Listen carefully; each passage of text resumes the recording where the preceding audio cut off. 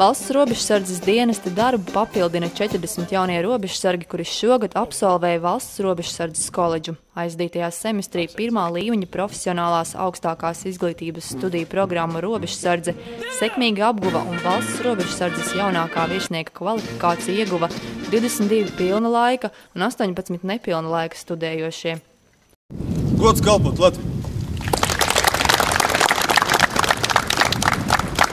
Tātēc 22 pilna laika studiju absolventiem par veiksmīgu programmas apgūšanu piešķirta pirmā virsnieka dienesta pakāpe leitnants. Svinīgajos pasākumos piedalījās Iekšlietu ministrijas, Izglītības un zinātnes ministrijas, Valsts robežsardzes un teritoriālo pārvalžu vadības pārstāvji, kā arī absolventu tuvinieki.